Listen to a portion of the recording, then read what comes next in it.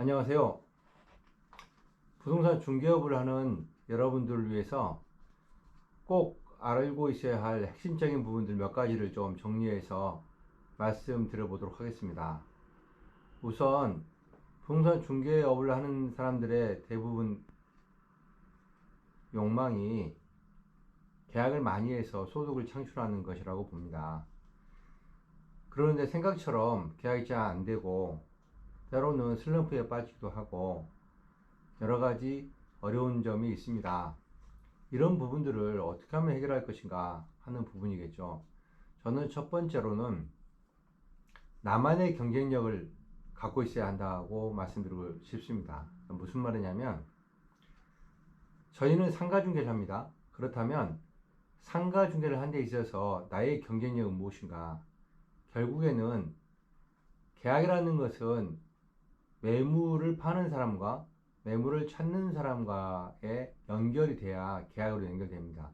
그러면 내가 갖고 있는 매물, 그 상품입니다. 이 매물이 어떤 경쟁력을 갖고 있느냐에 따라서 계약의 방향이 달라질 수 있다고 보겠습니다. 다시 말씀드리면 구체적으로 좀 더 설명을 해보겠습니다. 상무지구에서 일을 하신 분들은 상무지구의 특성상 사무실이 상당히 밀집되어 있는 곳일 수 있습니다. 그렇다 보면 첫 번째로는 상무지구에서 사무실을 찾는 고객을 만났을 때 내가 나 외에 다른 부동산보다는 월등하게 경쟁력이 있어야 됩니다. 결국에는 경쟁력이 있다는 것은 뭐냐면 내가 사무실의 매물을 정말 많이 갖고 있어야 되는 거겠죠. 그래서 첫 번째 해야 될 일이 뭐냐면 내가 상무지구에서 중개업을 한다. 그러면 상무지구에 있는 사무실 매물을 집중적으로 내가 매물 개발을 일단 해서 매물을 다양하게 갖고 있어야 되는 것입니다. 그런 다음에 이 매물을 광고를 하겠죠. 그러면 이 광고가 다른 부동산이 도대체 사무실 광고를 몇 개 하는지가 먼저 파악이 돼야 되고, 그것보다는 매물이 많은 것을 전제로 했을 때 광고가 더 많이 나가야 되겠죠. 그래서 사무실을 찾는 고객이 30평대, 50평대, 100평대, 대형 평수 이런 고객들을 내가 만나는 그런 시스템을 내가 확보를 하고 있어야 되는 겁니다. 만들어져 있어야 된다고 말씀드리는 겁니다. 그래야 이게 꾸준하게 계약으로 연결될 수 있는 어떤 하나의 포인트가 됩니다. 그래서 우선적으로는 나만의 경쟁력이 될 만한 매물이 무엇인가를 먼저 파악해 보는 게 굉장히 중요합니다. 상무지구가 아니고 다른 지역이다. 그러면 다른 지역의 상권에서 1층 다점포를 찾는 고객들을 대상으로 한다 그러면 1층 다점포의 매물을 내가 엄청 많이 갖고 있어야 되는 거고, 똑같은 방법으로 광고도 내가 많이 내고 있어야 되는 것입니다. 결국에 경쟁은 우리 사무실 내부에서 하는 게 아니고 외부에 있는 다른 부동산과의 경쟁을 합니다. 그렇다면 결국에는 다른 경쟁하는 부동산보다는 매물이 많아야 되고 광고를 많이 하고 있고, 일단은 그게 기본 전제가 돼야 계약의 확률은 높아져 가는 겁니다. 나머지 부분들은 이제 어떤 테크닉적인 부분들이 있기 때문에 그것은 시간이 지나면서 하나씩 업그레이드 시켜 나가면 되겠습니다. 그래서 첫 번째가 나만의 경쟁력이 무엇인가, 무엇으로 나의 경쟁력을 만들 것인가 하는 부분이 고민을 해야 될 부분입니다. 두 번째로는 주력 매물이 정해진 다음에 이제는 다양한 매물을 확보하는 전략이 필요합니다. 그래서 내가 주력으로 항상 계약을 꾸준하게 가져가야 될 어떤 그런 업종이라든가 그런 매물들, 그 다음에 다양한 매물 확보를 통해서 다양한 광고 전략이 그때 또 필요한 거죠. 그래서 부동산을 찾는 부분들은 뭐 사무실뿐만 아니라 때로는 창업자를 상대로 할 수도 있는 것이고, 때로는 건물을 찾는 매주를 상대로 할 수 있습니다. 그래서 두 번째로는 다양한 매물 확보라는 것은 시야를 좀 넓히라는 겁니다. 그래서 항상 건물을 보라는 거고, 건물 내에 있는 다양한 매물들을 내가 확보할 수 있는 그런 임장 활동이 필요한 겁니다.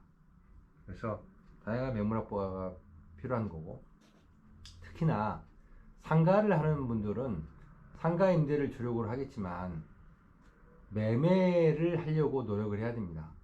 여러분들이 내가 아직은 매매 여력이 안 되니까 라는 생각을 미리 포기하고 매매에 관심을 안 두면 절대적으로 매매로 접근하기가 어려워지는 현상이 벌어집니다. 그래서 임대를 하면서도 결국에는 건물주를 만나면 항상 그 건물주에게 매매를 할 수 있도록 한번 여쭤보고, 또 내가 주력으로 활동하고 있는 상권에서 매매라는 것은 건물 매매가 될 수도 있지만은 상가주택들도 많이 있습니다. 그래서 그런 부분들, 또한 아파트 근린 상가에 보면 집합건물 상가도 있는 거고, 그래서 내가 매물 확보를 하기 위해서 좀 더 신경을 써야 되는 거고, 또 매물 확보를 하기 위해서는 최소한 내가 활동하고 있는 지역 내에 매물을 확보하는 방법 중에 하나가 DM 발송도 하나의 방법이라고 하겠습니다. 그래서 자기가 활동하는 지역들은 쉽게 금방 상권도 파악되고 또 매물의 위치도 파악이 되기 때문에 건축물 대장에 열람해서 건물주의 주소를 확인해서 그쪽으로 꾸준하게 이렇게 보내보는 거. 왜냐면 이런 매물들이 나에게 접수가 됐을 때는 내가 중개업하기가 굉장히 용이해집니다. 왜? 내가 그 지역 상권을 잘 알고 있고 시세를 잘 파악하고 있기 때문에 그렇습니다. 그래서 임대와 매매를 병행해서 할 수 있는 게 굉장히 중요하다는 거. 세 번째로는 광고 전략입니다. 어차피 매수자를 만나야 되는데 상가 임대가 됐든 매매가 됐든 매수자를 만나는 방법 중에 우리가 흔히 쓰는 게 광고입니다. 물론 홈페이지를 통해서도 광고를 하고 있습니다. 그래서 저희 회사는 네이버를 통해서 키워드 광고를 하고 있고 최근에 다음에서도 키워드 광고를 시작했습니다. 그래서 이런 포털 사이트를 통해서도 매수자를 찾을 수 있겠습니다만은 기본적으로 사랑방 신문을 통해서도 저희가 광고를 많이 하고 있기 때문에 이 광고 전략도 굉장히 신경을 써야 되는 부분입니다.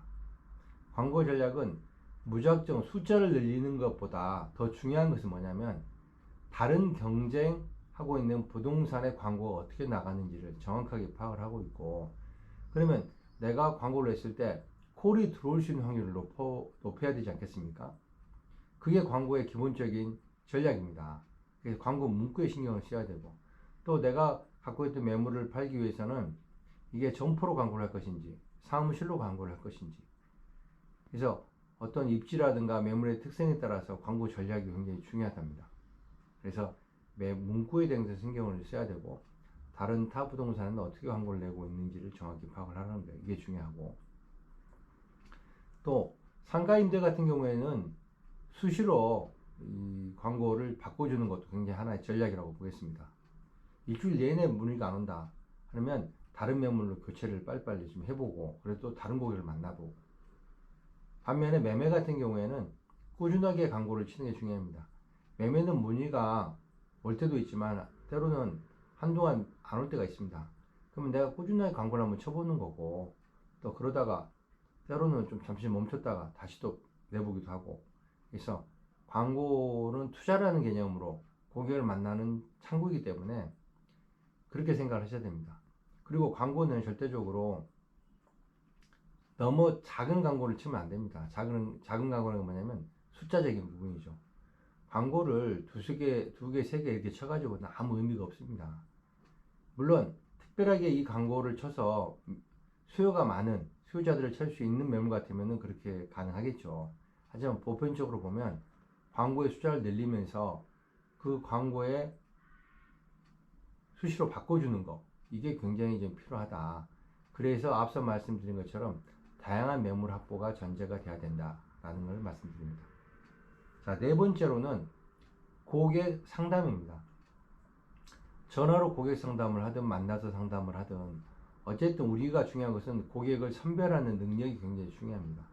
그래서 고객을 상담할 때 단순히 안내로 들어가는 것보다 더 중요한 것은 고객이 무엇을 찾는지, 고객이 어떤 요구 조건을 찾는지, 이런 부분들을 정확히 좀 파악이 돼야 되는 거고, 또 요구 조건 외에 욕구라는 게 있습니다. 예를 들면 고객은 보증금 얼마에 월세 얼마짜리를 찾는다라고 했습니다. 그러면 그런 매물들 내가 아닐 때 없을지라도 그러면 거기서 포기하는 게 아니고 그러면 과연 이 사람이 언제 어떤 목적으로 창업을 하는지를 정확하게 파악을 해가지고 가격적인 부분을 좀 더 늘려보던가 아니면 다른 조건을 좀 맞춰서 이런 매물은 어떻습니까? 한번 보십시오라고 적극적으로 유도를 통해서 고객의 마음의 문을 열어서 다른 쪽으로 유도를 좀 해보는 것도 하나의 전략이라고 보겠습니다. 고객은 항상 바뀝니다. 그래서 고객이 무엇을 찾는지를 정확하게 파악을 하는 거고 그 찾는 매물들을 내가 잘 소개해 주는 게 굉장히 중요하다는 거. 그래서 많은 고객을 만나보는 게 사실은 이거는 우리의 테크닉이 길러지는 방법 중에 하나라고 보겠습니다. 다섯 번째로는 가격 조정과 조건 협상하는 방법입니다. 이 부분은 상당히 중개에서 중요한 테크닉인데 사례에 따라서 또 고객에 따라서 매물에 따라서 많은 방법들이 있습니다. 이런 방법은 효과적인 방법을 찾기 위해서는 내가 생각을 좀 많이 해야 됩니다. 한번 고객을 만나고 나서 내가 고객과 상담할 때 어떤 부분이 좀 미흡했는지 그 다음에 내가 어떤 말을 했을 때 고객의 반응은 어땠는지 이런 부분들을 좀 잘 검토를 좀 해야 될 필요성이 있다고 보겠습니다. 그리고 중개하는 입장에서는 100% 오픈하는 것은 별로 효과적이지 않다고 저는 봅니다. 기본적인 정보를 제공을 하되 고객이 마음에 들었을 때 좀 더 구체적으로 고객의 요구 조건을 파악하고 거기에 맞춰서 내가 고객의 요구 조건을 만들어가는 과정이 필요합니다. 이게 중개인 겁니다. 그냥 모든 정보를 100% 오픈해 놓은 상태에서 고객의 마음이 들었다. 계약하자. 이렇다고 보면 고객 입장에서는 중개가 하는 일이 별로 없다고 하기 때문에 중개 스스로가 아깝다는 생각을 하게 되는 겁니다. 그래서 고객을 상담을 할 때는 또 고객의 요구 조건을 맞춰 나가는 과정 속에서는 고객이 정말 진성 고객인지 라는 부분을 먼저 파악을 해야 되고 선별을 할 줄 알아야 됩니다. 우리는 한정된 시간을 가지고 중개업을 하는데 정말 계약의 가능성이 높은 고객한테 집중적으로 시간을 써서 계약으로 연결해주는 게 계약의 가능성이 높아질 수 있습니다. 결국에는 이게 소도로 연결되니까 계약의 가능성이 낮은 고객이라고 판단되면 과감하게 거기다가 집중을 하지 마시고 내가 고객을 때로는 버릴 수도 있는 겁니다. 10명의 고객을 만났는데 10명이 다 나랑 계약을 합니까? 그렇지 않다는 겁니다. 그 중에서 한두 명의 계약 가능성이 가장 높은 고객에 내가 포커스를 맞춰서 집중적으로 그 고객을 관리하고 고객을 핸들링해서 계약으로 연결해 내는 게 중요합니다. 그리고 가격 조정과 조건 협상에서는 서두르지 마시라는 겁니다. 차분하게 해야 되고 또 중개업의 경험이 짧으신 분들은 여쭤보라는 겁니다. 사소한 것도 여쭤봐야 내가 실수를 줄일 수 있습니다. 자신은 내가 했던 방법을 누가 코치 안 해주면 그냥 그 방법 그대로 가는 겁니다. 하지만 중개는 테크닉이 분명히 있습니다. 그래서 고객이 어떤 말을 했을 때 내가 어떻게 대답을 해야 될 것인가. 이게 매도자를 만날 때와 매수자를 만났을 때 상황이 달라질 수 있습니다. 그래서 이런 부분들은 여러분들이 꼭 여쭤봐서 언제든지 저에게 여쭤보십시오. 그래서 그런 부분들을 좀 길러내는 게 가장 중요하다고 보겠습니다. 여섯 번째로는 계약의 준비 과정입니다. 어느 정도 계약의 가능성이 있다 하면은 최종적으로 점검을 잘해야 됩니다. 매도자의 요구 조건을 나열해보고 매수자의 요구 조건을 나열해서 그런 부분들을 내가 무엇을 체크를 해야 될 것인가, 그 다음에 변수가 어떤 게 있을 것인가, 이런 부분들, 그리고 물건의 권리관계라든가 어떤 계약 단계에서 나올 만한 어떤 하자라든가 이런 부분을 사전에 파악을 해야 되는 겁니다.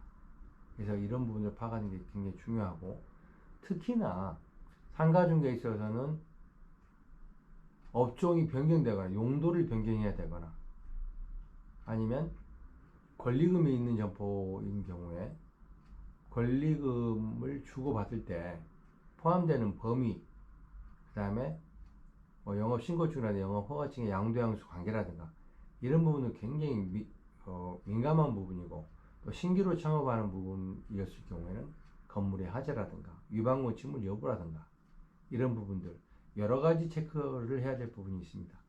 사실은 상가중개에서 체크리스트는 어느 정도는